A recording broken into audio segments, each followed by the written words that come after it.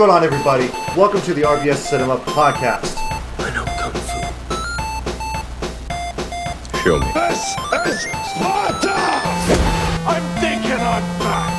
Why so serious? Avengers! Assemble. I'm Batman. You better lawyer up, asshole. Because I'm not coming back for 30%. I'm coming back for everything. I'll be back. You shall not pass! RBS. Lovely. Welcome to another episode of RBS Cinema. This week's episode, we decided to talk about Paprika. And I'm your host, Devin. With me, as always, is my co-host, Jack. Yo. And we actually have a very special guest. Welcome back, Andy. Hasn't been back since Krampus. So, since like last year.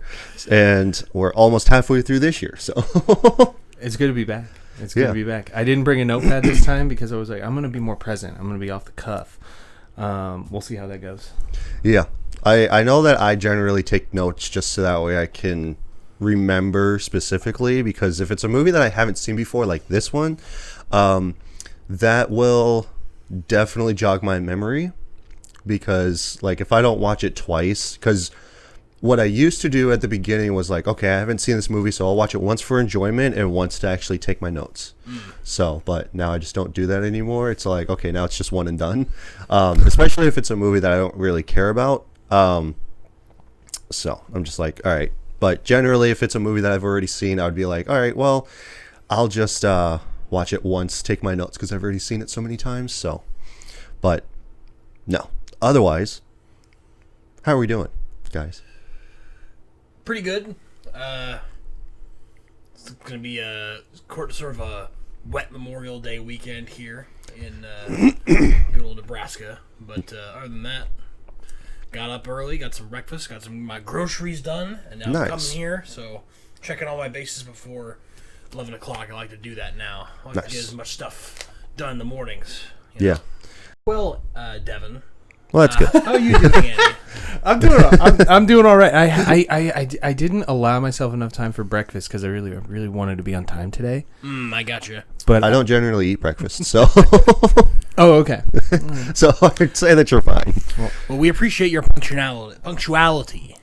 I feel like I'm stronger when I'm running on empty too. So like, Oh yeah, because like me with my ADHD, if I don't eat, because I'm too focused on like either getting stuff done or whatever the fact is, I will like not eat, and then I'll just be super focused on like cleaning or editing the podcast or whatever I'm doing, and then I just won't eat for a while, and then it's like, you know what, it's 5 o'clock, I should probably eat something. So it's generally how it happens. If I'm too locked into something, I'm like, everything else can wait.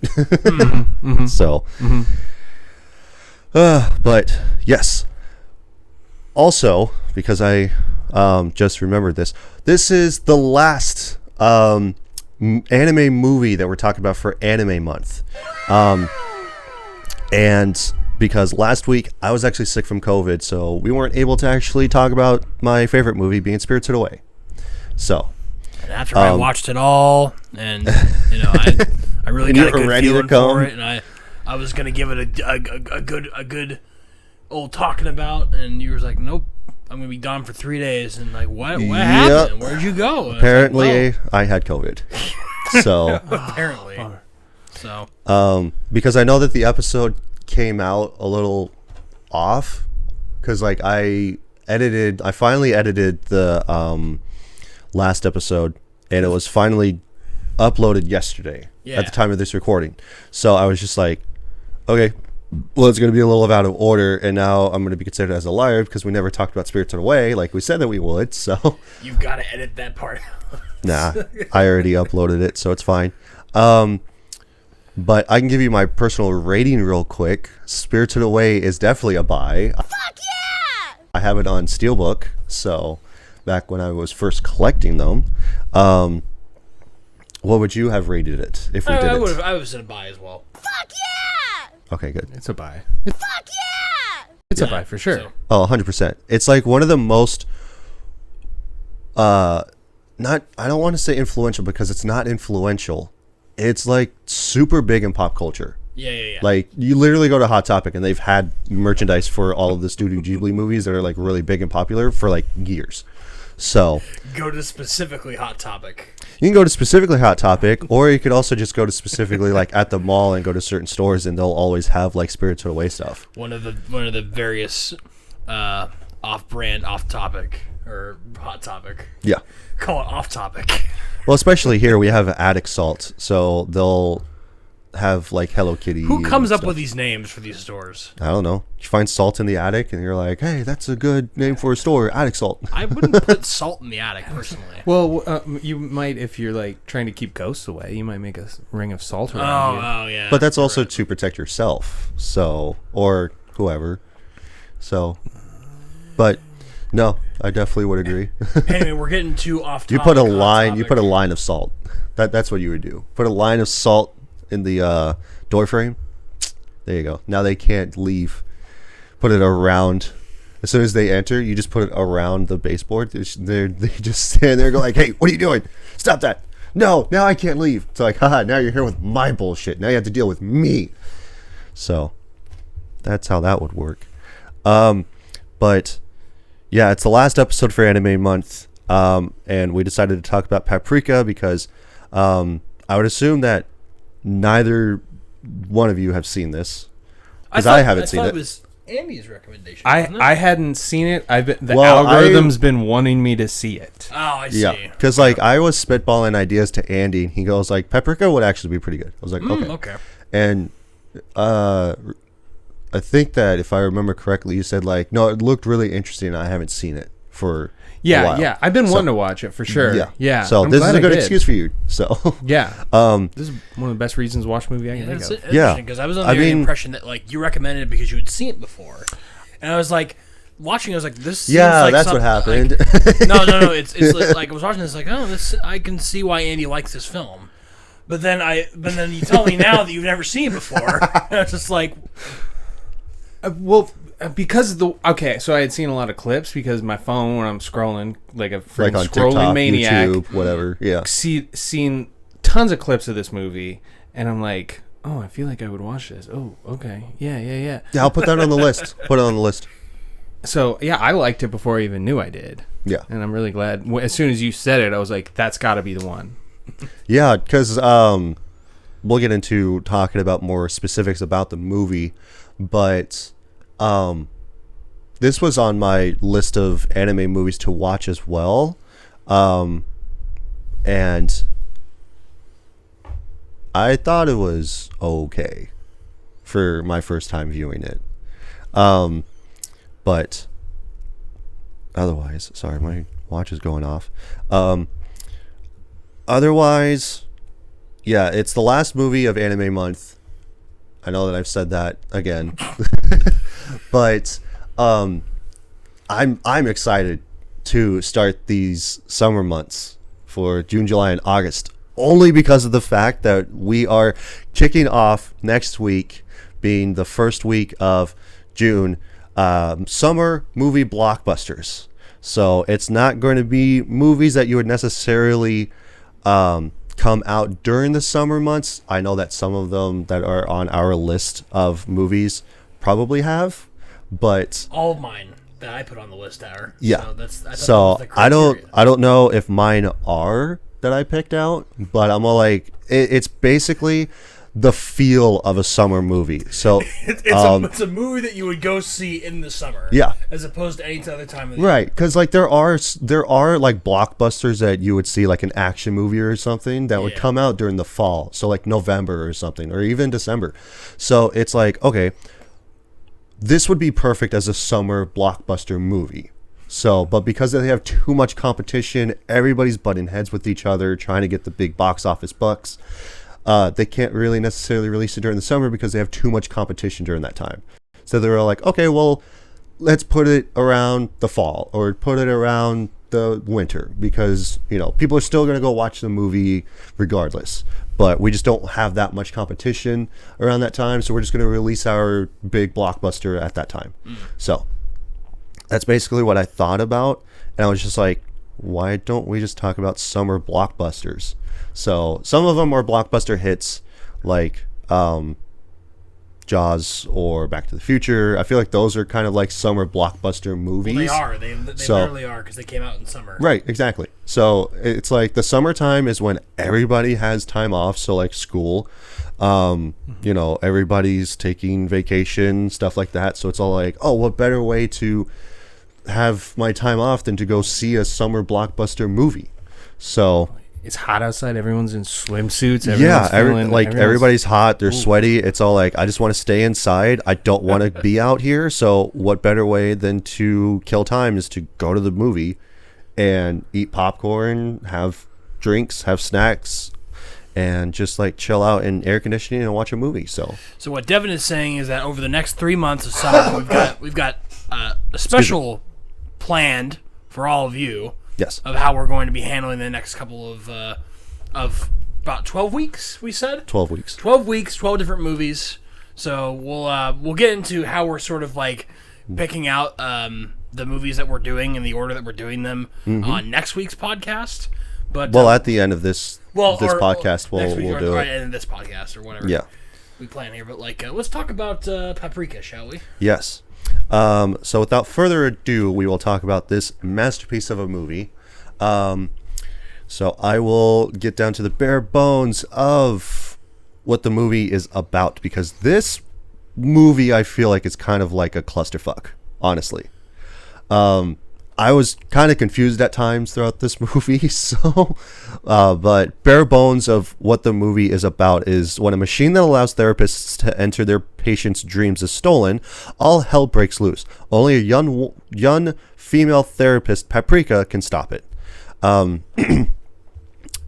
talking about the director being Satoshi Kon. Also, pardon my pronunciation with their names. I am a dumb American. For the last time, I will say that. We got writers Satoshi Kon, who also was the director, of course, like I just mentioned. We got Yasutaka Tsutsui. I think that's how you pronounce it. Don't kill me. Saishi Manakami. And then I got some of the stars of the movie being Megumi Hayashibara, I think that's how you pronounce it, as Paprika, as well as the lead therapist, female girl. And then we got Toru Imori, who is Inui, I think.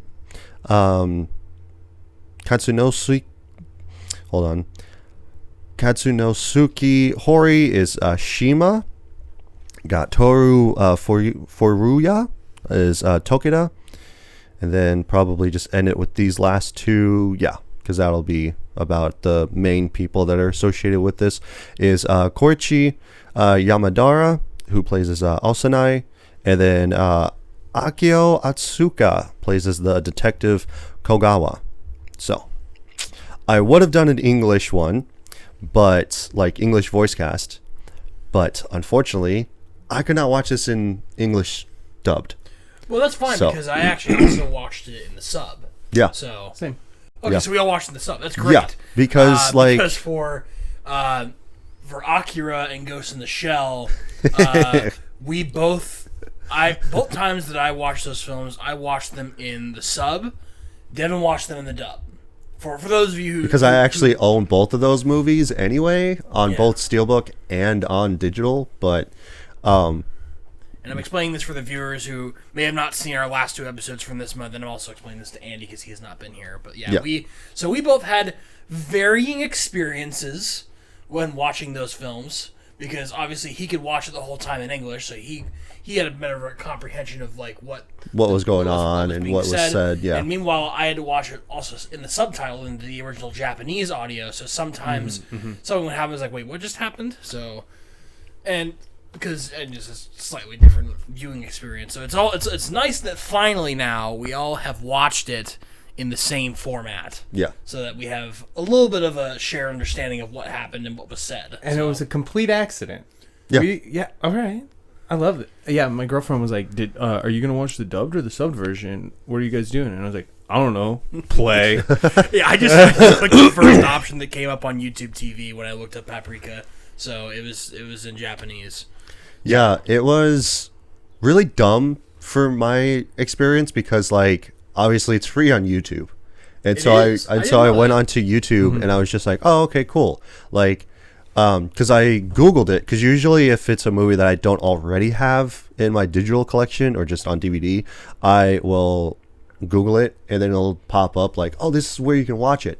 And so it said it was on YouTube, but you have a premium subscription. So I was like, okay, cool. So then I brought it up on YouTube and then it was like in Japanese. I was like, what? So then I looked it up on my movie streaming service, being Fandango, and I was all like, okay. So I decided to rent it for $4. Oh no! And then it turned out to be Japanese anyway, and I was just like, oof. Well, there's $4 out of my pocket. God damn it! And so I was just like frustrated. I was like, well, I might as well just watch it on here, I guess. And then I was doing research too about like if you could watch it in dub. And so like there is a dub version of it, but I think it's only on the DVD. So on streaming services you can't watch it dubbed like in English. So you can only watch it in Japanese dubbing. So it's like, okay. For me, it was very frustrating because I'm like, okay, if I have the option to watch it in English, that's fine. And it's not because like, oh, I'm dumb American, I can't understand. It's like, no, I can understand perfectly well with subtitles, of course. But I'm like, I don't want to sit here and watch an hour and a half movie and read at the same time. Because there's also, like, I mentioned this to Jack on one of the previous episodes. Yeah, we talked about this. Where I was just like, okay, well, I can't read and understand what's happening on screen at the same time. I can either do one or the other. So, and because, like, in high school, when I would watch anime and subtitled, I would miss what they said because they said it too quick. Do you do like a lot of pause, rewind? Yeah, I did that. Same. Not during this movie, thankfully. But I think it's the difference between an anime show and an anime movie is that they have a lot more time to be a little bit more concise. Yes. and super, like, take their time when they speak. When it's in a movie versus in a show, you have to hurry up because you only have like a finite of time before the episode's done. Yeah, a specific runtime. Yeah, so, I noticed that. I thought about that the other day. It's like, wow, when watching these movies in the dub, I felt like there was a lot more time to have establishing shots. Yeah. You know, these have like momentary pauses in your dialogue to be able to set up dramatic things. Meanwhile, if you listen to the audio of an anime, of any type of anime, like more specifically an action anime, you can genuinely follow what is going on without having to look at the screen. Yeah. If you're watching in the dub, I should say. Mm-hmm. Because they're talking so fast, and oftentimes in these action animes where they have to narrate everything that's going on, oh yeah, you can just completely follow what's going on at all times in the dub without even having to look at the screen because they are saying exactly what they're doing or what's going on. Yeah. But they have to do that because, like you said, the runtime is so small. But for a movie, again, they have a lot more liberty to extend out at the times at which they say things. And it sounds a lot more natural than if you were watching something that only has like a 20-minute runtime. yeah. Just to piggyback off that real quick, like that was one of my main complaints about this movie, which I liked.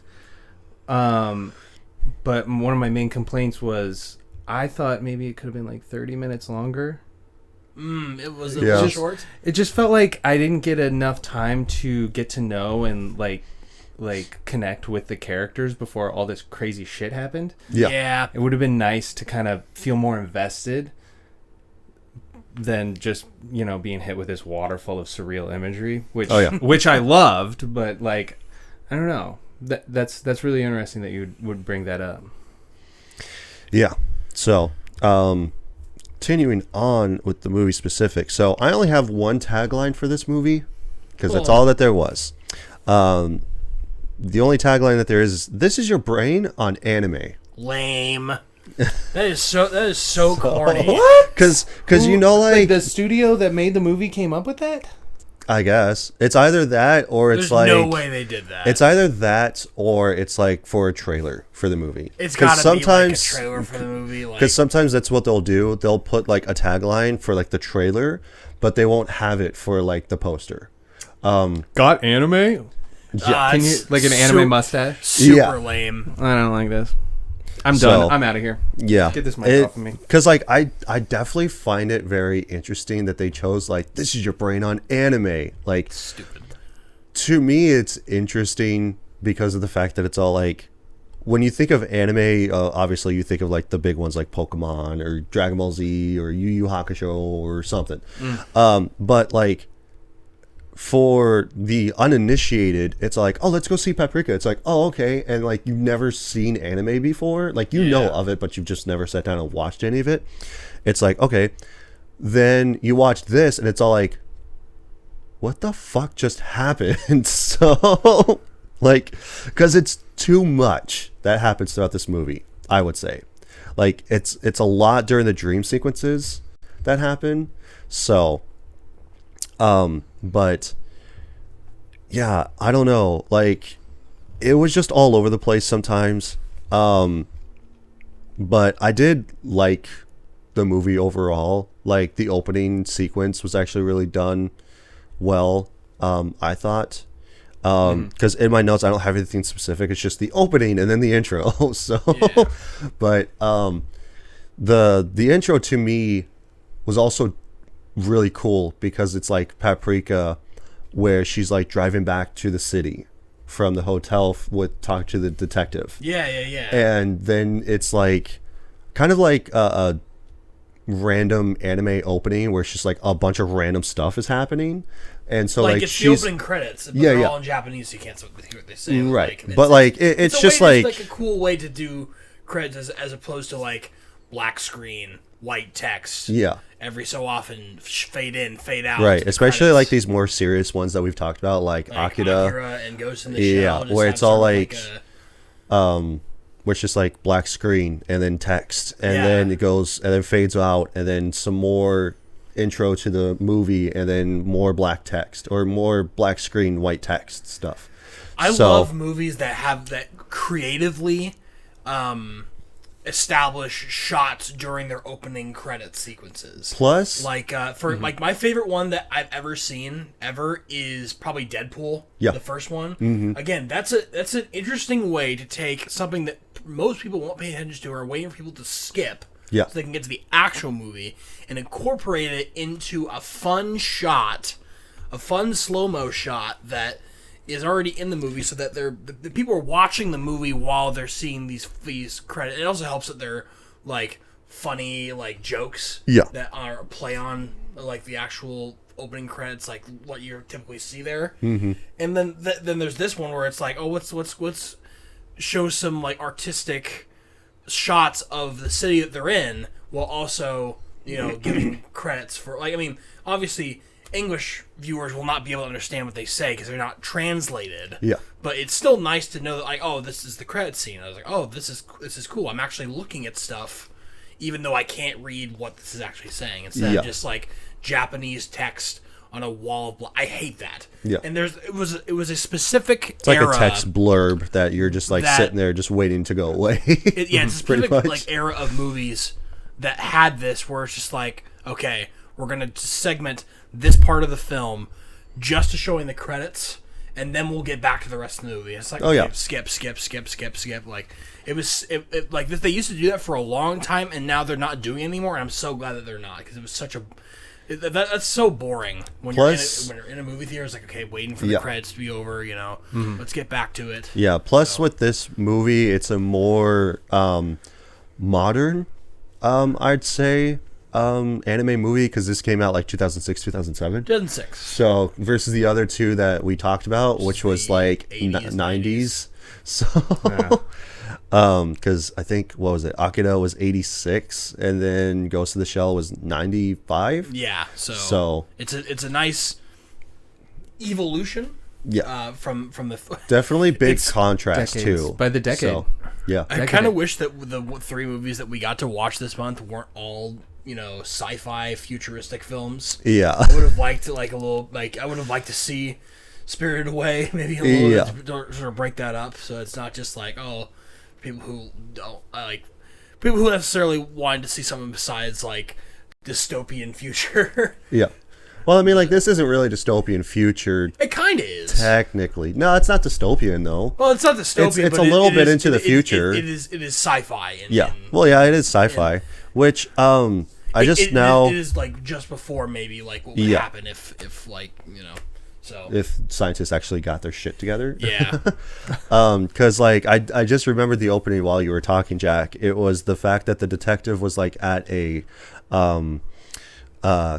I was gonna say concert, but that's Carnival. not. Yeah, carnival. There you go. And so like he's like trying to take out the ringleader, literally the ringleader, and then he's like transported into the cage, and then people are like, "Get him!" And then it's like a bunch of people that have his head on them, and so they're just trying to attack him. I thought that was actually really interesting because it was just like, okay, this is going to be a spy thriller. And then all of a sudden, nope, it's completely different. And then it changes drastically because then he falls through the floor and then he's being choked from behind on a train. Paprika comes and like hits him. And then now he's like at his actual crime scene that he is trying to solve the murder of. And then it just cuts to him running through the hallway, and then everything pretty much just comes out from underneath him. He falls, and then he's what was it? Something else happens now. I can't remember off the top of my head. Well, he wakes up after that. That's the end of the dream. Yeah, that's what happens. Yeah. Yeah, he wakes up and he's in a room with Paprika. Yeah. He's in the hotel room with Paprika. Yeah. Because she has the brain device. Yes. So. Which I forget the name of. The DC Mini? Yeah, yes, DC Mini. Thank you. I would have. I totally would have forgotten the name of that thing. Yeah. Me and Devin would have probably forgotten that. Right. Which is such a cool looking device because it looks like a headset almost. But like wraps around your head and like. It's got these like little vertebrae like things. Yeah. Plus they also flex too, so like they move, which I really liked. But did you guys know that this might have been the inspiration for Inception? I could see that. I read that Nolan was like vocal about it being among the inspirations. Yeah. Are you saying like this was like his numero uno, like top? No. I think that you can interpret it as like a small bit about it because like the whole movie of Inception is about these guys that they're trying to influence this what is it, like this person, so that he's a business leader basically. Yeah. And it's been forever since I've seen the movie, but like they're trying to basically influence this guy through his dreams about something, and that's what's the inspiration from this is the dream sequences. So especially where it's like the scene where Joseph Gordon-Levitt is in that fight in the hotel room. And they're with the one guy, and like they're and then they're also like moving the hallway around and stuff like that. So it's probably one of the more imaginative films that involve, because like dreams are so abstract that you can really do anything you want. When a movie that involves like delving into somebody's dream or like breaking down the concept or structure of dreams, is that it's like really it's totally up to interpretation of the person who wants to do it, because there's a little bit of imaginative fantasy in there, but there's also, you could lean more scientifically, which is what Inception and this film do. But there's also dreams that, like, you can also take a dream movie and be completely abstract with it. Like, you can have it more in, like, a magical sense. Yeah, you know? Kind of like the chief of the project, where he was dreaming, and so like he's dreaming that he's a king on a throne and a bunch of toys are a parade for him. Yes, but so that was not actually his dream. No, it wasn't. It was being controlled by the other person. Yeah, I guess. so the other person who was also being controlled too, right? Yeah. So like he was an empty shell. Yeah. Yeah. You could say that he's a ghost in the shell. So So, like, at the beginning of this film, the reason that Paprika is helping him, and Paprika obviously is, you know, very, very pretty looking girl with, like, red hair, like, very... kind of like a pixie cut. She pixie cut. I was wondering what that was called. Yeah, because, like, I was like, oh, I kind of like that hairstyle. I was like, I was wondering what that hairstyle is called. Yeah. So it's like... She's helping him because he's having nightmares when he's trying to solve this case and he can't get any sleep, basically. Yeah. So he's basically taking dream therapy. Yeah. And they wake up in this hotel room, but they're not like, you think like, what's going on they here? Are sleeping together? Or which, you know, your first instinct whenever a woman wakes up next to a man. But like, you also missed out on like, the dream sequences that they go through in the beginning of the film. It's not mentioned yet, but it's a different scene every time. So they transfer from a carnival in the beginning or a circus, like a ringtop carnival, and they move on to the police. The detective is getting choked out. By a wire and. and then after comes that, up and hits him from behind with a suitcase. Yeah, and then it transfers to like him being a photographer for like a wedding. Yeah, and that's what it was. Or like I think it might have been like a rodeo. I think potentially because she hits him over the guy. Well, she hits with a guitar. Yeah. Yeah. The guy who was choking him out in the last little sequence. Like a good old fashioned hoedown, some sort of like town festival sort of. Right. And then I think it might have been a wedding or something, but I could be wrong. I saw it was like a hoedown because of the way they were dressed. So, right. It was and then they get transferred to the hotel. The hallway. The hallway. He sees the murder victim. Yeah. Who's crime like scene. slowly falling down. The guy's getting away, and he tries to chase him, but he gets stuck in the floor, and then he falls down. Yeah. And he wakes up. Like that's his nightmare every time. Right. And we see that again and again over later in the movie where he returns to that nightmare. Which I did find it interesting that like each time that he went back into that dream sequence, then it turned out to be like all of the other characters being himself. Well, it was it was himself the first time. Yeah. Like, cause like and it's so cool because you don't know it, but you can tell it like this. Oh, this is definitely a dream that I would hear someone having. Yeah. Like the first, like I'm locked in a cage and like people are coming to get me, but they all have my face. Yeah. Like you could hear someone describing that to you in a dream and be like, oh, that's what this means. Like, yeah, that's like not what this means, but like that sounds like a dream that I could have or that anybody can have, really. Yeah, because they even talked about that. Of course, like there's two different studies of sleep where it's like the first part of your dream is like the one that you actually can like comprehend and understand and know what's going on versus your REM sleep, which is like a much deeper sleep. Paprika says that it's like, oh yeah, that's where the actual movie is. Yeah, it's like REM sleep is like you're watching a feature-length film. But you're the main character in it, but you don't know what's going on of your sleep when you're dreaming. When you're just like it's like when you're having on that really really deep sleep or like bits and pieces cuts like it's so hard to figure out what's going on. So like that's why you're seeing all of this stuff because supposedly that's him not like getting a full night's sleep. So he's just seeing these rapid cuts of like nightmares. Yeah, because like when you're in the first part of dreaming, you have no control over your dreams. Yeah. They just keep changing like every so often and you can't comprehend what's happening and understand what's going on. And then once you're actually in REM sleep, the really deep sleep, that's when you have like no control, but at least it's more understandable like of what's going on. Like you could recall the things that happen in that deeper sleep. Yeah. When you wake up, I mean, as long as you like hold on to what happened as soon as you wake up and repeat it to yourself, right? Or you jot it down in like a dream journal or something or whatever. Or you'll just be like, I had a dream, but I can't remember what it was. That happens to me so much. Oh, yeah. And sometimes I'll have a dream and it'll stick with me for a while. And it's all like, oh yeah, I remember vividly like what happened. And it could be from like a week ago. And it's all like, I know that never happened, but I can remember what happened in my dream. Excuse me. But yeah, going from sequence to sequence, I would say, I liked throughout the course of the movie with the detective in his dreaming sequences that like originally in the beginning he doesn't understand what's happening and why this stuff is going on, and then later on through the movie it's like, okay, like why did the patrons that were trying to attack me have my head on them, type of thing. And then later on when he sees the victim that's dying in the hallway, now it's him.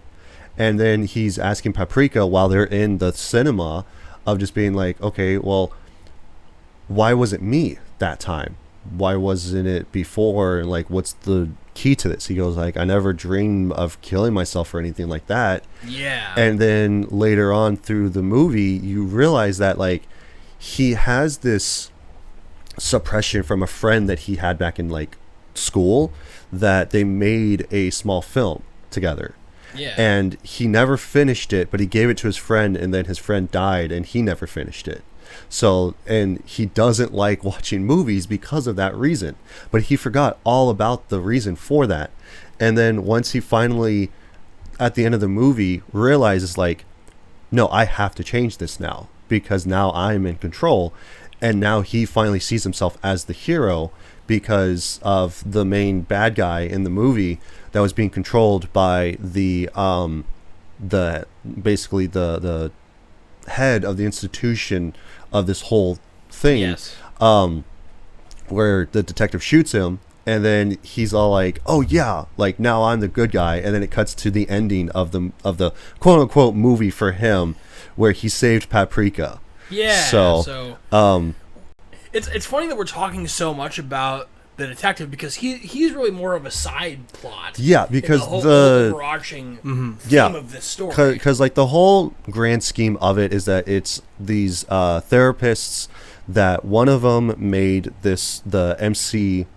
The DC Mini. Yeah. DC Mini. Yeah, the DC Mini, which they can go into their patients' dreams and help them understand and help them with their therapy sessions and stuff like that, because of course, like, you know, like the detective not getting enough sleep, or like I'm trying to understand what's going on and blah blah blah and whatever, so like they're trying to come up with this stuff, but then it ends up that somebody came in, stole it, and is taking advantage of it, and then they've got one of their own therapists that's gone that they think is actually behind the whole thing, and then they actually go to investigate about this, which they're not detectives or police officers or anything. So I'm all like, you guys are therapists, but you guys are acting like detectives for some reason. They're scientists, right? And they had been going rogue too. I don't think they were supposed to be conducting those therapy sessions. Think so. They were worried about the DC Mini project being like eliminated, right? Right. I think so. Yeah. So they were just like, well, we got to do some stuff with this, to like justify it, and it's just like it just all goes out of control. Yeah. Which I did have written in my notes when the detective was asking like the chief about like Paprika, because he recognizes the main girl of going like, hey, is she Paprika? Because Paprika is like the dream entity of her, which is more high spirited, more carefree, doesn't really care a lot about much stuff, and just like wanted to get down to like everything. And so he goes like, oh, is she Paprika? And like he just shrugs and goes like, I don't know.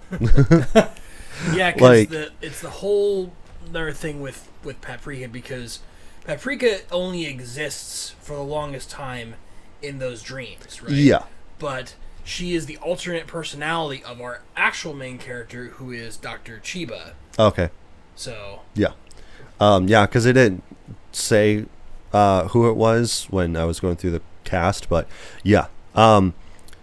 And also, one of the things that I really enjoyed was the fact that, like, when Paprika was looking at his dreams again, like the detective's dreams, that like now she's in a cinema, and so she's like eating popcorn and stuff. Yeah. So like she's watching just like a movie, and then he gets out of that dream sequence, and now he's talking with her in the cinema, and so she goes like, wow, like how were you able to do this? And he's talking like a director, and so I love the fact that like he was talking about like camera shots too, like pan scope and stuff like that, and he goes like, well, like when you're making a movie, this is how you want to be able to do the shot of like two characters talking to each other versus like having it being like behind them, because it's kind of an awkward shot that way, and then it shoots to behind her, like the row behind her over the ear, and so she goes like, oh yeah, I understand, and then as they're talking, it pans back to the face setup.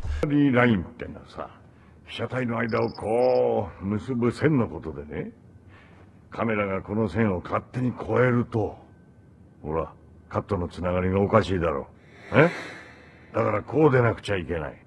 I'm like, that's actually really interesting that like they're talking about this during this whole dream sequence type of thing. Film, like, so like film technique, like and like talking about like pan scope and stuff like that. I'm just like he's talking like a director of a movie, but really he's a detective. But if he wasn't a detective, he would have been a filmmaker though, and that's the other thing too.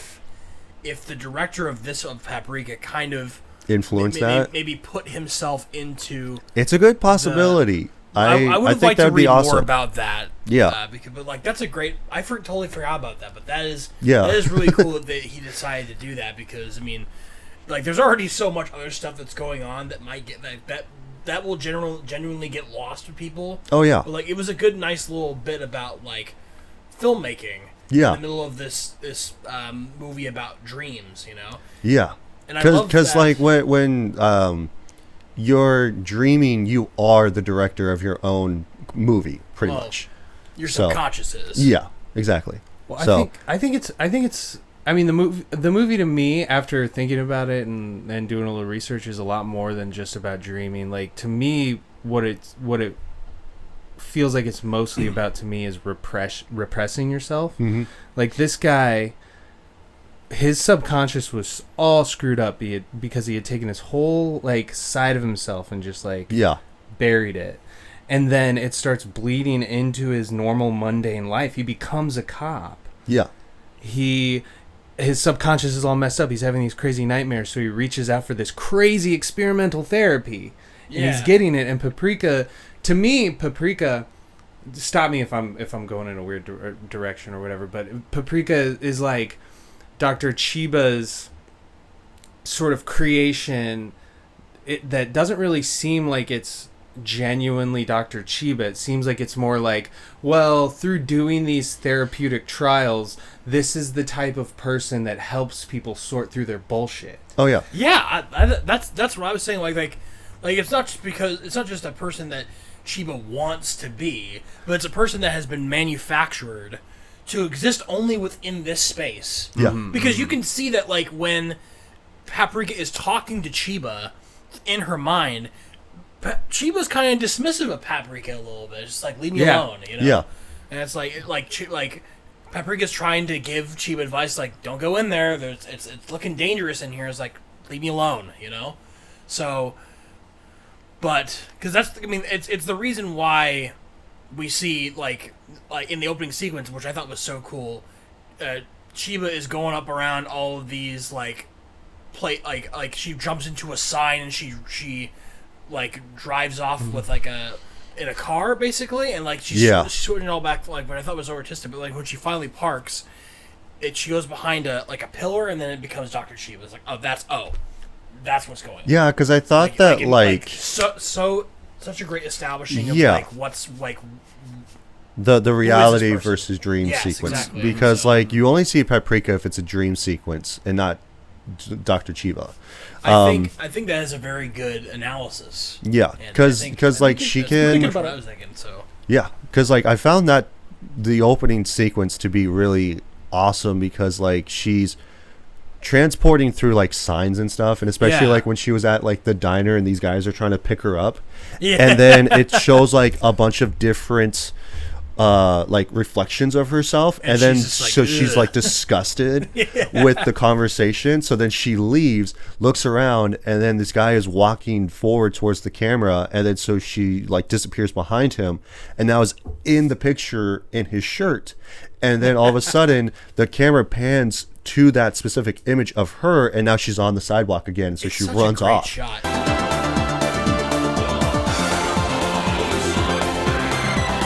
And I'm In like, the that's middle of really animation, awesome.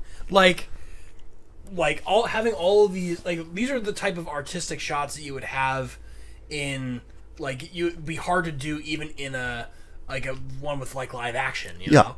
Like, but having it being done inside animation, just like there's a lot of work that went into it. It's just such a cool sequence. In the beginning. Also the fact that like when later on in the movie when she is in the dream and trying to trying to find out like what's going on, because Chiba went under sleep and the chief is watching over her through the monitor, and so like it's actually just Paprika because it's her dream sequence, and she's able to like transform herself into different things that are around her environment. So like when she transforms into like the fairy, because it's a toy, so she transforms into the fairy, and now she is the fairy, and so she's like flying around and stuff. I'm like, I thought that was actually really cool and interesting, especially when she first like touches down, like she's falling from the skyline, that she's falling, and then so she goes through a cloud, and now I had it written down too, she was the Sun Wukong, like the monkey god. I'm like, that was actually really cool, because like in Japanese culture it's Sun Wukong, versus like the anime version of Wukong is Goku. He is the embodiment of Sun Wukong. Yeah, and that's the reason why that like Akira Toriyama created Goku, was because of Sun Wukong, because of the great apes and stuff like that. So so you thought, oh, Dragon Ball. When you saw that instead of no, I knew Sun Wukong, but I was all like, oh man, like she has the flying Nimbus, she has the power pole, she is basically Son Goku, but then I was all like, but that's not his name though. Like, what is the actual like mythical creature that it is? And so I looked it up, and it was like Sun Wukong. I was like, okay, no, that's him. So, but it's Sun Wukong. Yeah, and then but especially when it's like, okay, when they think that it's over afterwards, when they're like, oh man, you're like, now we're done and everything's going back to normal. It's like, no. It's not. It's still happening. Like the dream is still going on, and so it's all like, what? So, do you ever really know when a dream ends? In yeah, a movie that's kind of the thing with like Inception, when Leonardo DiCaprio has the spinning top. He goes like, when I spin the top and it just keeps spinning, that's how I know I'm in the dream. But once it stops and it it falls over, then I know that that I'm actually in reality. Yeah. So I think that's what's interesting about this, is like they don't have that connection. The only connection that you would have is pretty much Paprika. If you see Paprika, you know that you're in the dream, like while it's happening. Because like even when the chief and the Dr. Chiba wake up, and like now they're just walking down the corridor and stuff like that, then all of a sudden there's the giant Chinese doll that like breaks the walls. Like, wait, this is still a dream. And then Paprika's there, and it's all like, hurry up, like we have to figure this out, like we have to go. So but also the fact that like when Paprika runs into the TV and is now transported onto the street, where they jump through it too, like Chiba and the chief, that they're jumping through a camera of a news station. And I'm like, that's actually really cool. And I think that would actually be a really cool way of traveling. It's all like, oh yeah, like I want to go here, so it's like, okay, I'm going to jump through the TV and actually do that. So not that I want that to be a reality, but postcard. Yeah, I mean, go vacation any day. Right, that's pretty much how it would be. It's all like, oh yeah, like there's a postcard of Hawaii, and now it's all like, it's not like Blue's Clues where it's all like Blue's Could Do, We Can Too, and then just like jump into the picture. But it's like, no, like You literally see a small version of yourself, and now you're just there. Yeah. So that I think is actually really awesome that Paprika has that ability to do that. Yeah, it's really seamless in this movie. There's so much like perfectly seamless, like flowing weird stuff. Like I feel like, with the exception of one disturbing scene, like I could put this on loop at like a party just on mute, and it would just be like, it's just eye candy. Oh yeah, and then especially where it's all like, let's watch a I don't want to say messed up movie, but like just watch something like weird happen. And it's like, okay, and then you turn on Paprika and it's all like, dude, like this is so bizarre, but it's enjoyable at the same time. It tickles it's your all like, brain in a weird way. Yeah.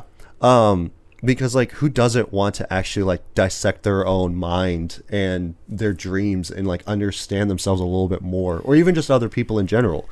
For me, I always find that to be fascinating because like from a young age I've always had a fascination with the human body, of how it works and trying to comprehend all this bunch of stuff, which is the reason why I'm not a doctor. So because I feel like that I would take it to the extreme, kind of like in a movie where it's all like, oh, like he became Hannibal Lecter type of thing. So I want to touch on that a little bit. just not eating people, I want to say. The theme that really stuck with me when watching this film was the idea of like Dr.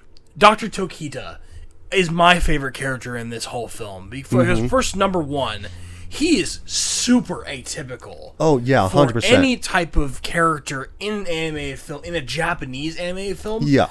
Like, we have to get it out of the way right now. The guy is obese. Oh yeah, 100%. The guy is like when they're at the diner and like they're talking about like the trying to find the device and everything like that, and like trying to understand like it. 4 different types of meals. He orders like because the waitress comes over and she goes like, "Hey, who had the soup?" And he goes like, "Oh yeah, that's me." And he starts eating it, and so she goes like, "Oh yeah, who had the prime rib?" And he goes like, "That's me." He has paella too. Like and she even said like, "Wow, you're such a slob." And he goes like, "Yeah, I know. I swallow everything." Yeah, but like I'm just like, damn. Getting it out of the way though, so Dr. Tokita is the scientist who invented the DC Mini. He's the reason that this technology exists in the he's first place also at a all. child at heart too, and like he's very smart and intellectual, but he doesn't want to take on the responsibility of actually being an adult. So the huge conflict of this film is whether or not we are even morally allowed or obligated to be able to alter people's dreams, or if that is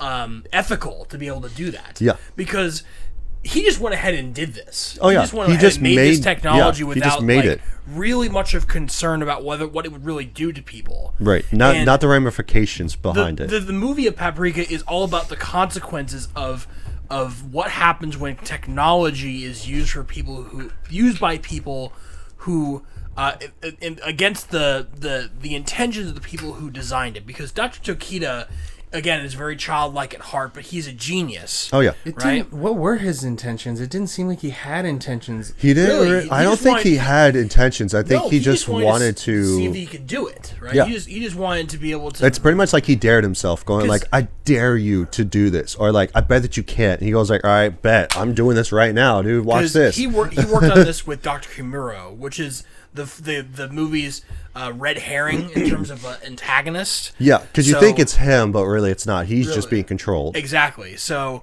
no, he just did this because like he wanted to see that he could do it. He's also a pack rat. Yeah. Right. Like he just wanted to like he keeps around like a piece of equipment, even though they are told that the project's being shut down. Yeah. It's like, well, I don't want to get rid of it, you know? So, right. And especially where it's like he's ripping apart his lab, and then one of the therapists come in and goes like, well, like, why are you throwing it away? And he goes like, well, I can just remake it. It's not a problem. And it's all like, to have that mentality of just being like, it doesn't matter if I throw it away because I can just remake it anyway. Exactly, right. And it's just like, damn. Like, that's how smart that he is. But then he takes off his lab coat because he's getting tired and hot and sweaty and stuff. And he has on the back of his shirt a picture of a robot from an amusement park that he used to go to as a kid. And it's all like, Yeah, and then especially where their two therapists are talking to each other, Dr. Chiba and the other guy, where they're just like, and so she's all like, well, he's still like a kid at heart, pretty much. So, but then later on in the film, Dr. Chiba really gets at him about this, like, how could you be so irresponsible in making this sort of thing and not have any sort of fail-safe in check? Right. Prevent it from somebody from using this, like, for really bad purposes. Yeah. You literally just, like, went ahead and built this device. Without thinking about the ramifications. Without thinking of the ramifications. So this movie is entirely about the ramifications of dream manipulation, because the way that I interpreted it as what's going on throughout this film is that somebody steals the DC Mini, right? And they use it to invade people's dreams, but not only invade them, but to take little bits and pieces of people's dreams. And the way I see it is that when you have a bunch of dreams all sort of smashed together, it doesn't become a cluster of dreams, it becomes delusion. Yeah. So, the person that did this really despises the fact that this technology exists, so intends to use it in the worst way possible by infecting people with this delusion and causing them to be a harm to themselves and others. Because that's essentially how this begins, is where the chief, I forget his name, small guy with glasses. I pretty much just chalked him up to be the chief. He's the one who gets infected first, because the people who are the most susceptible to having their dreams be altered are the ones who use the technology in the first place. Yeah. So the delusion is which is also the reason why, like, you don't see some other random person on the street like bugging out and like talking gibberish. Right. And just walking around like a zombie, pretty much. The delusion that these characters go through is that it's a parade, basically. It's a parade that's going down, like walking in a straight direction, basically. Mm-hmm. It's not necessarily going anywhere, but it's comprised of a bunch of random crap, right? Yeah, like a bunch of random toys and stuff. Toys and appliances and like the Statue of Liberty, and you see some like Lucky Cats and stuff like that.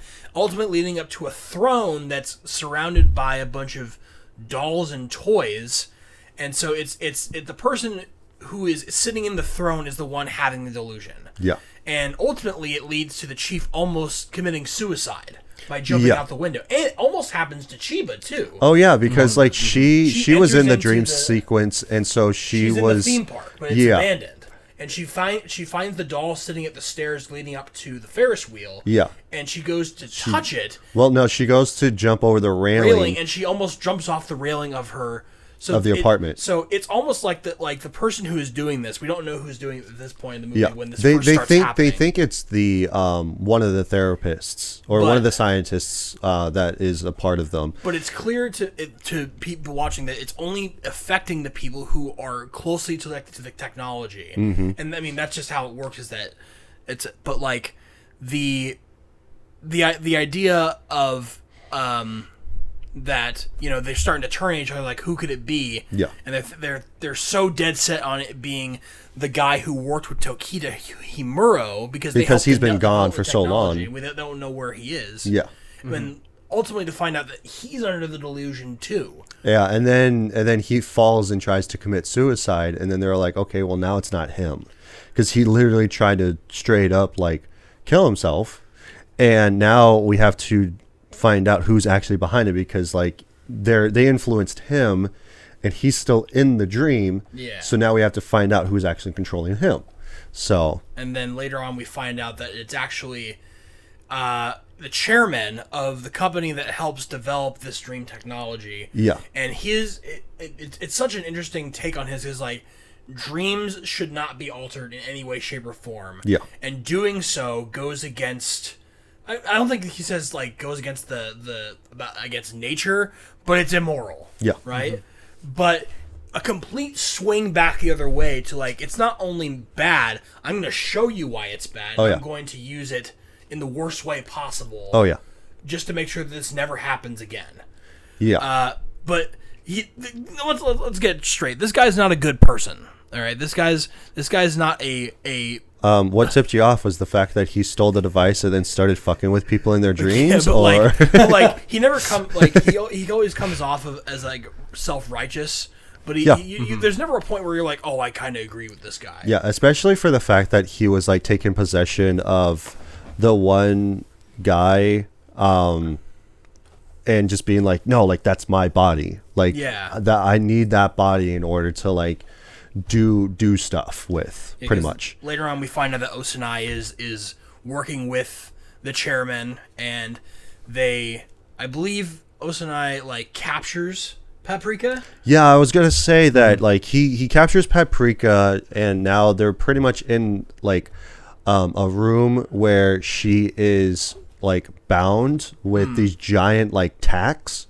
Yeah. In her like wrists. pins, Yeah. almost, like, but they're huge. Yeah, and so like so for him, he wants to be in control, and Paprika is the embodiment of not being in control, because she's always like moving around. She's always like changing stuff. She's like stuck on this table. I thought that was so funny. Because like, he's trying to, and like I just thought it was creepy that like he's being seductive to her and everything, and just being like, oh yeah, like there's a reason why that you have this body, and so she goes like, no, please stop, and then gets all serious and goes like, yeah, like because you want to be in control, and that's the reason why that you're acting like this, and he starts freaking out. And he goes like, no, stop it, I don't care, and just like doing all that stuff. And then the thing where he's like going down and caressing her body, and I'm like, that's creepy, stop it. And like I'm getting uncomfy, can we like speed through this? And then like gets down to like her crotch, pushes into it, and now he's just inside of her body, and then goes up her body again, and then goes up to her face, and then basically like rips the skin off of her, and now it's Dr. Chiba. Yeah, Chiba's outside. And then very powerful imagery. Yeah, and I'm all like, that's intense. Like that's actually really, really cool for the imagery and everything, but like very creepy too. I like the outcome, not the execution. Yeah, and it's like I love like I like what I'm seeing. I just don't like that I'm seeing it in this manner of way. And so then he goes like, oh man, like look at you, like you're so beautiful and blah blah blah, and like then has a crush on Dr. Chiba. Yeah, and then we get the detective who comes in because he finally gets through where he's at the bar. And so he's talking to the bartenders, and so he's all like, they're like, I think that you should call it a night. And he goes like, no, I'm drunk, but I know that because I'm sober.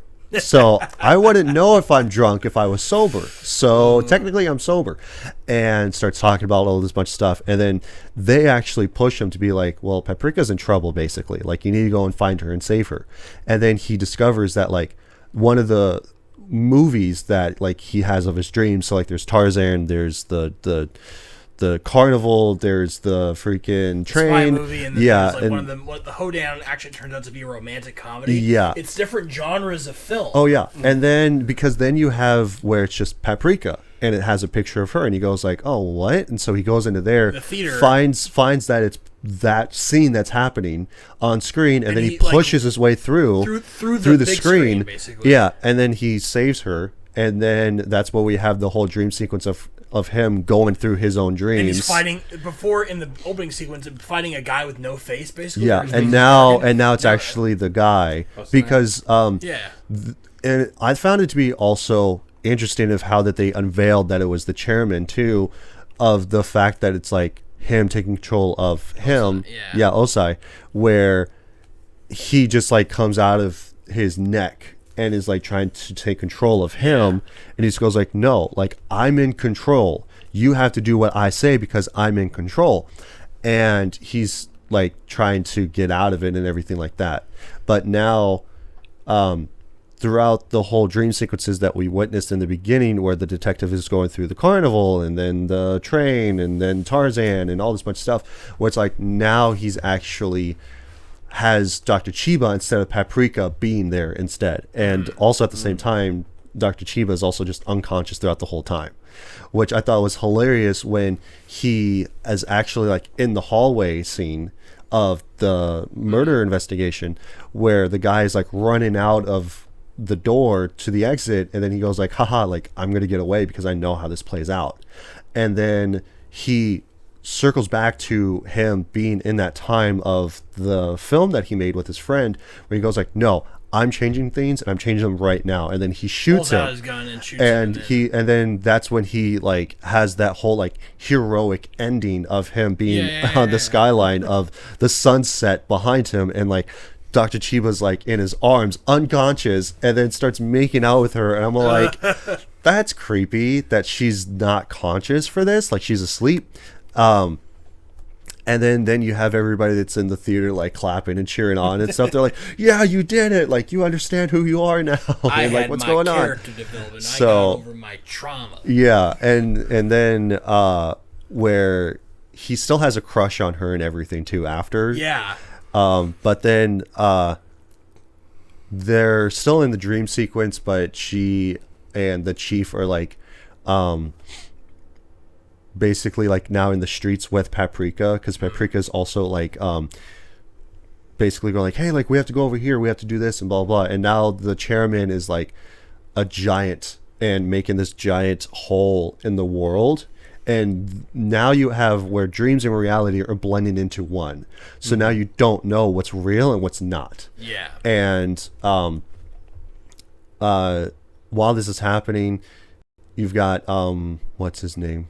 The fat guy. Tokita. Yeah, Tokita, where he's the robot, and now he's going to save Paprika, but then he ends up eating Dr. Chiba, and now Paprika pretty much goes inside of him too, and then there's a dream version of Dr. Chiba where it's like in the beginning part of the movie where he's in the elevator, and so she pulls him out, and now she's like saying like backhanded compliments in a way, going like, "Oh, you're such a slob, like you just eat everything that you see," and all this bunch of stuff. And he goes like, "Yeah, like you're right, like that's what I do because I'm overweight and everything and blah blah blah."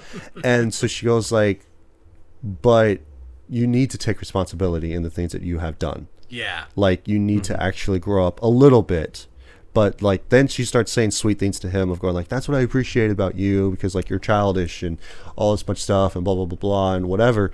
And then she disappears like because she pulls him out of the building, and where now she comes out of his body and is now like a baby. And so like especially the detective and the chief, they're just like, "Is that a baby?" And then she starts like swallowing up, sucking like up the dreams. Sorry, apparently I muted myself. I don't know where I left off on because I muted myself on accident. But like she comes out and like she's a baby, and then she starts sucking up the dreams. Yeah, and so then she gets older and she pretty much like becomes an adult by the end of it. Before that, when she's like a kid, as part of that aging, I thought it was really wild that she didn't look like Paprika at any point from the baby to aging. She just looks like Dr. Shiva. Yeah, but the detective and the chief scientist guy, the they both were like, "Is that Paprika?" Right. It looked nothing like her, so it was just like this weird, like youthful energy that Chiba like abandoned and like partitioned from her where she was going as she was growing up, and then that ended up becoming Paprika. Yeah, I think that what you could say is that like Dr. Chiba and Paprika became one. They became one person basically. So now, especially like after this whole sequence when she eats the chairman. And sucks him up, like, which I found was just very strange. I was just like, okay, like that's weird, but whatever. And then she's also just naked, so I was just like, oh, okay. And then like where it's all like dark and like cloudy and everything, now it's just like full blue sky and stuff like that. And now they all wake up out of their dream now, and she's actually Dr. Chiba in the real world is now less uptight and now has that like childlike wonderment to her, kind of like Paprika does. Yeah, well, also like the guy. Yeah. Oh, Tokita, Yeah, Tokita. And then I don't know if they actually start to develop a relationship because like then he wakes up, and so it kind of seems like that they're alluding that they might actually start a relationship because then the detective and chairman leave, or not the chairman, but the chief leave. But here's the thing though, because like the chief goes like, or the detective goes like, "Man, like I still have a crush on her though." And so now he's all sad because now she's going to start developing a relationship for him. So I thought it was the chief who liked Paprika. well, they both liked Seems Paprika. like everybody loved Paprika. Yeah, because Everybody like wanted because like a the big old chief, mouthful of paprika. the chief had liked Paprika because of her childlike wonderment and like the way that she operated and stuff like that, and the way that she was doing stuff. Versus the detective actually developed a crush with Paprika. Yeah. So, and that's the reason why he was flustered when he realizes that it's Dr. Chiba, and he goes like, "Wait, she looks like Paprika." Yeah. And then that's when he asked the chief, like, "Oh, is she Paprika?" And he goes like, "I don't know," like just being all bashful about it, going, "I don't know," like. So Paprika, unlike other characters in the movie, also seemed to like genuinely care about other people. yeah, And Yeah. like you could see the people she cared about could feel that, and it was resonating with them. They were like, "Oh my god, am I in love?" That she like, Yeah. No, it's just this is what it's like to have someone care about you, right. And then there's like some characters who violate that, Oh yeah. and then some characters who don't understand it. But it seems like nobody really understood it, not even Chiba, until like the story unfolded. Right. Which at the end of it, you've got where the detective is just like, hey, like he opens up his computer, he goes back to that bar, and the butlers or the bartenders, like they're all beat up and stuff, like they've got casts and stuff because they also helped him get down to see Paprika and Dr. Chiba and save them. Where at the end of it, he finally goes to see a movie because she goes like, hey, like I heard that you solved the case, like congratulations. I think that you should like go and see, like I recommend that you see this movie. And then he goes to the cinema, and while they're showing like what's playing, they have what was it? I have it written down in my notes. The Tokyo Godfathers movie, which the director actually also made too. Really? So he that's a directed real that. movie? So yeah, it's a real movie, and I'm all like, that's actually a really cool touch of that he put that in there, and because he also directed Perfect Blue as well, which is also another great movie that I've heard. So I'm like, damn, like I should actually watch more of these movies too.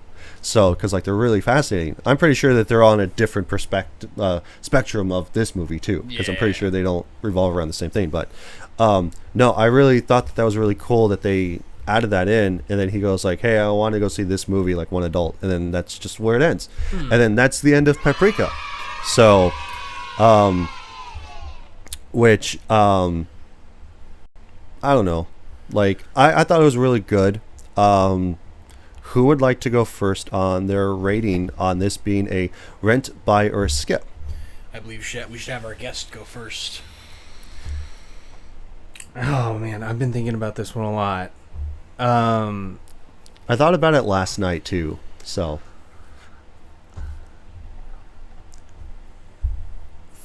I would say there's probably a lot of folks out there who would really they'd be happy with having bought this movie, but I think it's safer to rent it.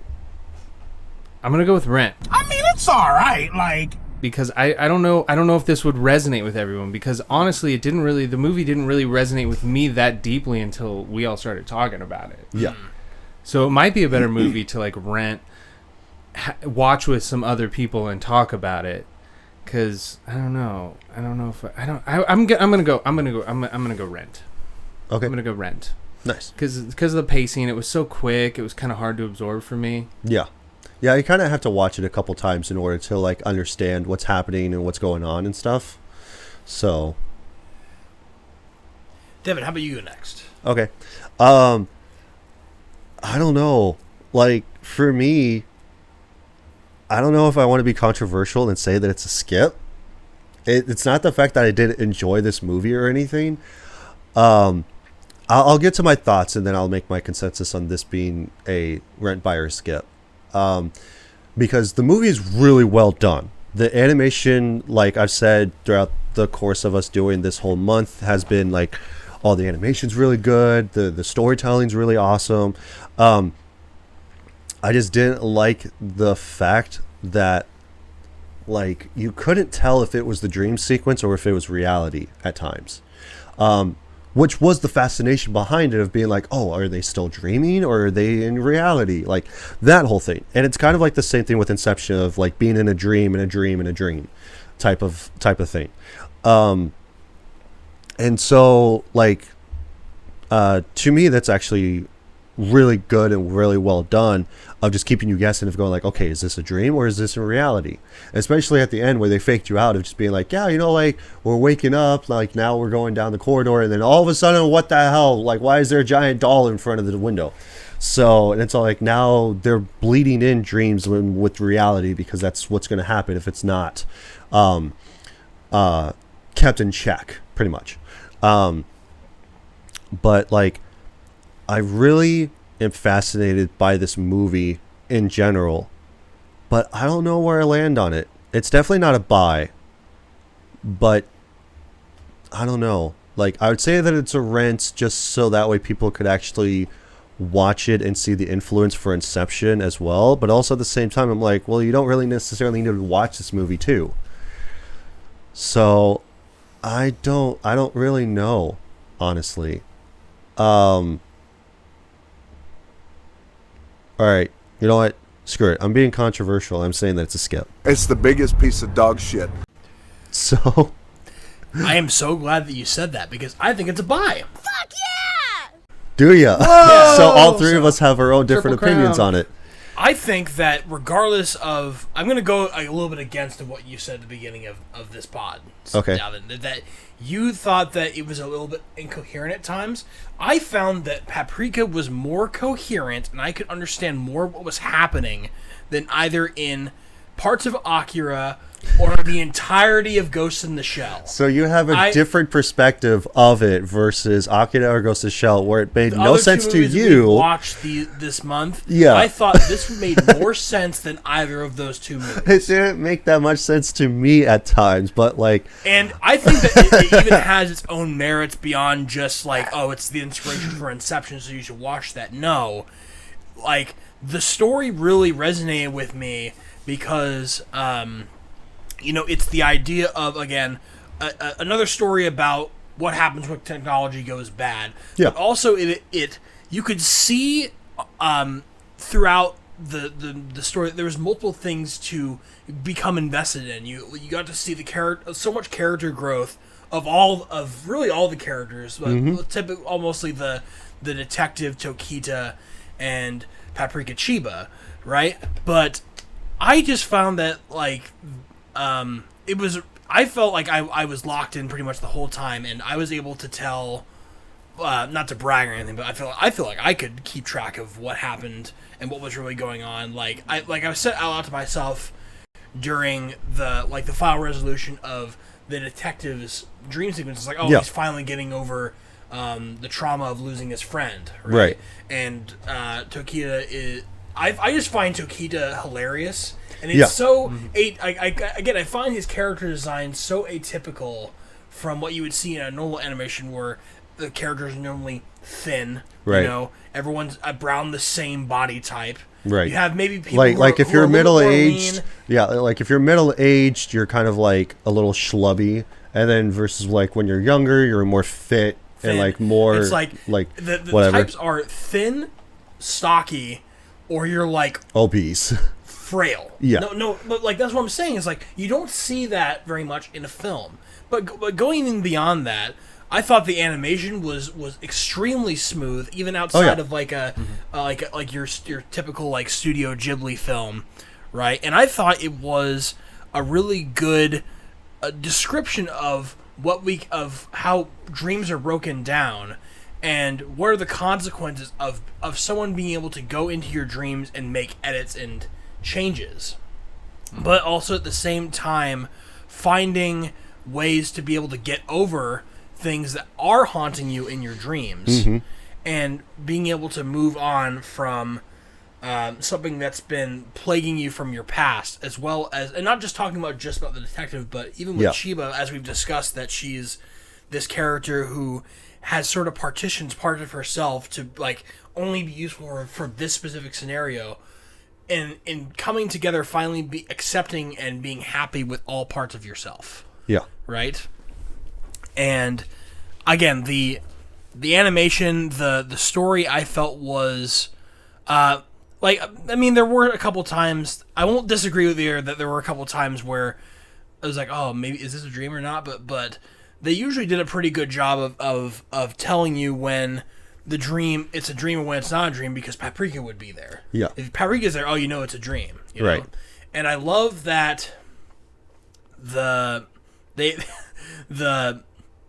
it's so obvious that the detective is sort of the director's sort of self-insert, and it gives him a little bit of opportunity to nerd out a little bit about movies and stuff. Yeah. And stuff like so I think that this movie is a movie that's worth your time, and it's a good movie to add to your collection because it gives you a little bit more variety in sort of your standard, Studio Ghibli. While they are great movies, and movies like Akira and Ghost of the Shell, it has one more thing on there that's a little bit different, but it's still enough to be able to stand on its own and not necessarily as a movie you have to watch because, or a movie that sort of inspired this thing, but it's enough to warrant it being its own piece of media without really anything else to stand on. Right. So, I think it's a buy.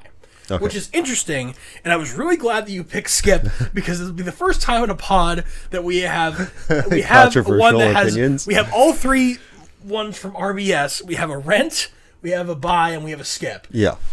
It just write themselves. Like, and I'm not just doing that because you both picked the right things. I genuinely believe that this is a good movie that you should buy and it's worth your time. Honestly, if you had it as an option for the English dub, then it would be a rent for me. But because you can't on streaming services, it is pretty much like a skip. And it's not because it's not in dub, so I'm just going to skip it. Like, it's not the fact that the movie is not enjoyable for me, because it is. It was really enjoyable and I really liked it. You're just mad that you had to watch it in the sub and you didn't have the option. Well, so I am a little peeved about that, but I'm not. Yeah. But that doesn't you would have preferred go into to my have consensus. A little bit more clarity by watching in the dub rather than being forced to only watch one version. Yeah. You kind of sound like the chairman. You're kind of just desperate for control. Yeah. Do I? A little bit. You want to check yourself. Thank you, Andy. No. This has been a great talk, though. Yeah. We'll chat with you guys. I should come by more often. You should. Yeah. You should watch more movies, too. You can come around during the summer movie blockbuster months if you want. We'll pick one out for you. Okay. Well, we have the list. Yes, I have a list comprised of different movies that me and him have done, as well as one to my friend. So, but now is when we'll talk about suggested people on being influenced by it being a 1-star or a 10-star or sometimes both star review on IMDb. So that way we can get other people's perspectives, have an open up conversation about that. That way it's a little bit more divisive.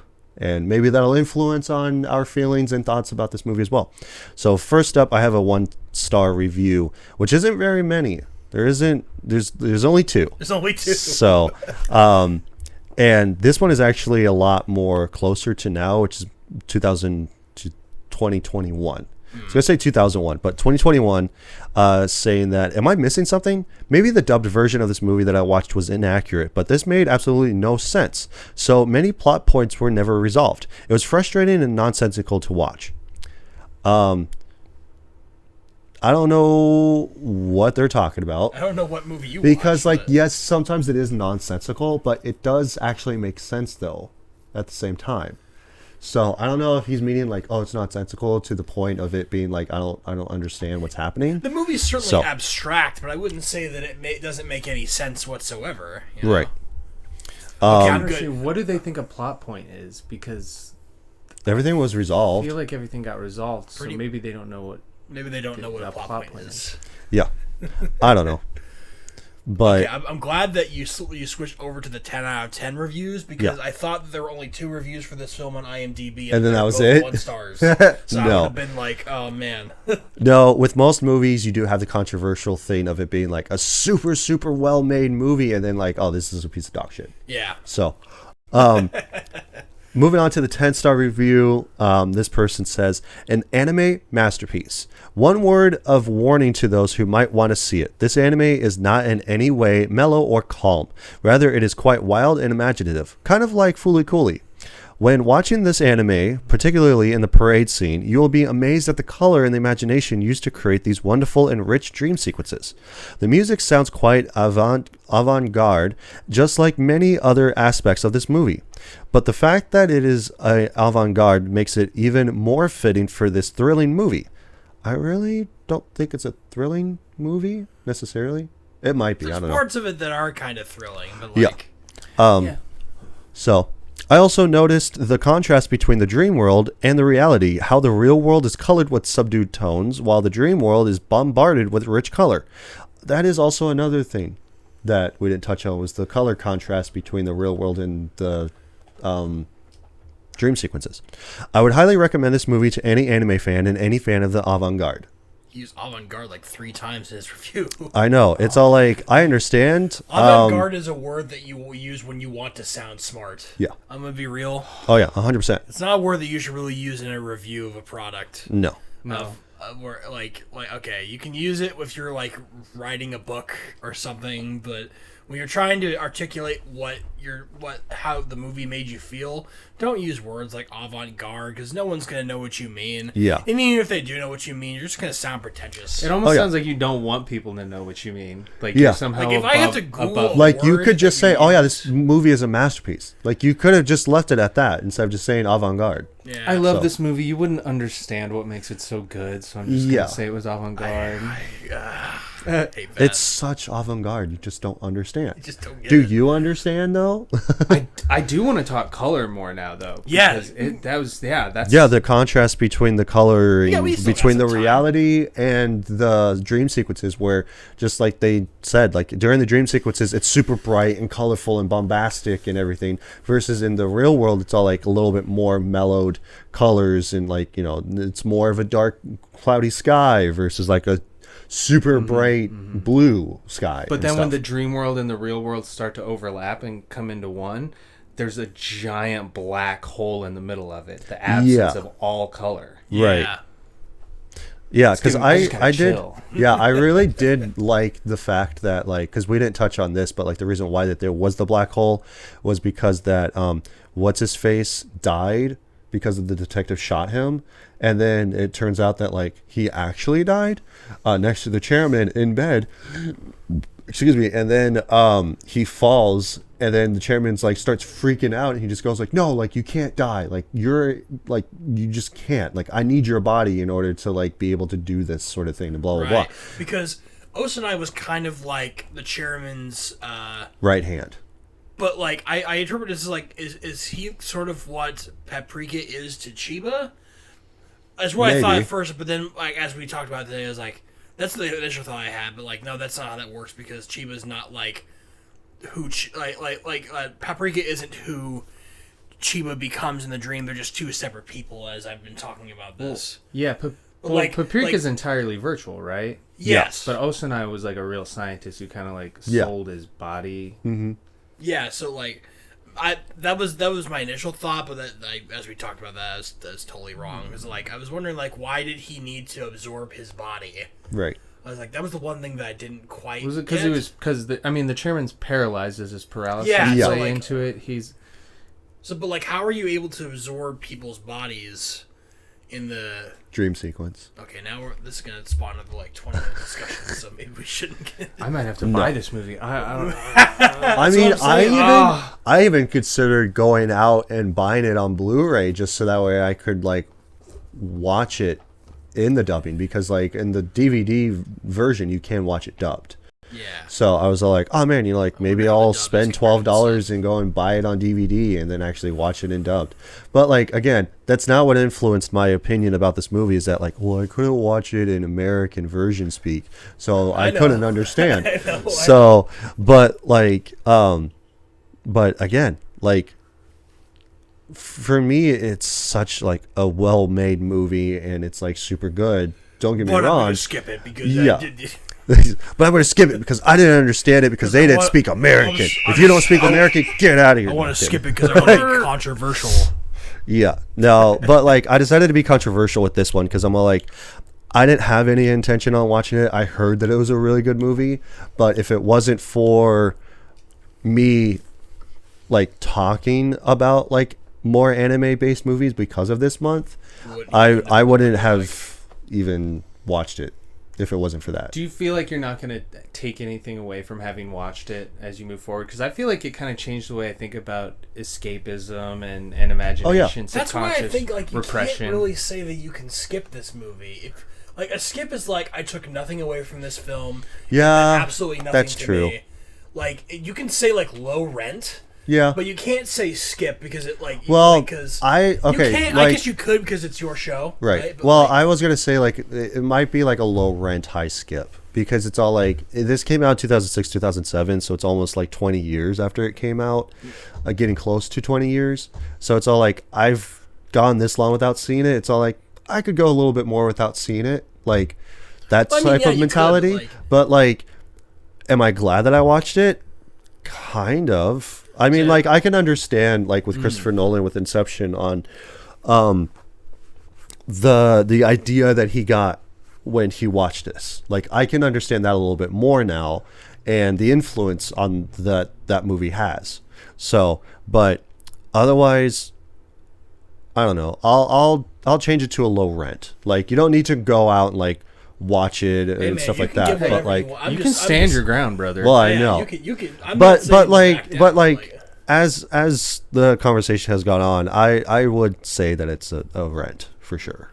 Like your feelings about this movie is the same feelings that I had about Akira and Ghost in the Shell. Well, you also don't like sci-fi movies that much either, so I just find them overdone, and like I know that they were the first ones that came through, but I've seen so many ones that have just taken inspiration from them. It's just like I'm over it. I'm done. I'm over it basically. Yeah. And this film was like, oh, it's still like technologically based, and there's some science behind it, but it's definitely more abstract and imaginative. Yeah. Than future bad. Right. It's all like, oh, be scared of future. Be scared of future. True. Which anything else on this movie? No, I think we did a pretty good job covering it. Dope. Here is the thing that I wanted to do. So I have a wheel comprised of all of the movies that we are going to talk about throughout the month of the summer. So me and Jack and a few other people, we comprised a list of movies that we thought like, hey, like these might not have come out during the summer. Most of them have, some of them haven't. Where it's all like you can watch this at any point throughout the year, but it is more better if you watch it during the summertime because it makes it feel like that it's a summer blockbuster movie. So I have a list comprised of these movies, and we're gonna spin it at the end of each episode, so that way we're not just sitting here going like, hey, what movie do you want to talk about? And then that we have to like have that conversation. So now it is up to fate on what movie that we will talk about for the following weeks as we go on. So this will be from June up until the end of August. So after that, we're no longer doing the wheel of summer blockbuster movies. After that, we'll go to our usual thing of going we'll talk about this movie. Why is 50 Shades of Grey on there twice? It's not even on there. What are you talking about? It was a psych. I don't know. I was all like, what are you talking about? I was having some fun. I don't know. I'm trying to have fun. All right. So we're going to spin the wheel, see what we have. These are the list of movies that we have up on here. I will also put it here so that way you guys can actually see the wheel spinning. Hopefully this actually works out. I don't know if it is. I'll have to see after I'm done recording. So here we go. We're spinning the wheel. Spin the wheel. We're going to see what movie we're going to talk about next week. First summer blockbuster is War Games, which was your pick. Yeah, War Games. So next week we're going to talk about War Games, which is that's 1 down and 11 to go. Yeah. So remove that one from the list, and then now we have up another 11, which we already decided to talk about Independence Day for the 4th of July. So that goes without saying. It's the only reason why it's not on here. I know that some people, if they do actually watch this all the way to right now, that they're going to be like, well, what about Independence Day? Because that's also a summer blockbuster. It's all like, relax. We're going to actually talk about that one on the 4th of July. Not specifically on that day, but it will come out at that time. So whenever we get to that point at the end of June, that's when we're going to talk about Independence Day, and then I'll upload it before the 4th, whenever that is. I don't remember off the top of my head. But yes, that is the wheel. And with that being said, thank you all so much for tuning in, watching, listening, however you guys are doing it. You guys have us on the background. Great. That's awesome. You guys are actually listening to us, whether you're paying attention or not. I don't really care. Just want those views up, baby. With that also being said, be sure to leave a like, leave a comment in the comment section below about what movies that you guys want us to talk about, whether that be a new movie, an old movie, one of your favorites, a movie that you have thought about watching and just like aren't sure if you want to watch it or not because you don't really know it. Also, be sure to share this with other people that you think that might also enjoy movies. I want you to tell all your friends about me. People that enjoy conversations about movies, other people's perspectives on the movies that you enjoy, all that fun jazz. So, and then you guys can also follow us here on YouTube and also on Spotify. I've also noticed that like nobody's listening or watching on Spotify, which is fine. I don't care. I just upload it anyway, just in case people actually want to. I know that when I was talking to Damien last week, he goes like, yeah, sometimes if I'm playing a video game or something, I'll put on a podcast and stuff and just have it on in the background. I'm like, cool. So some people also do that. I also enjoy podcasts while I'm working, just, doing whatever. But anyhow, with that being said, thank you all so much for tuning in and watching and everything. And we'll see you guys next week for War Games. So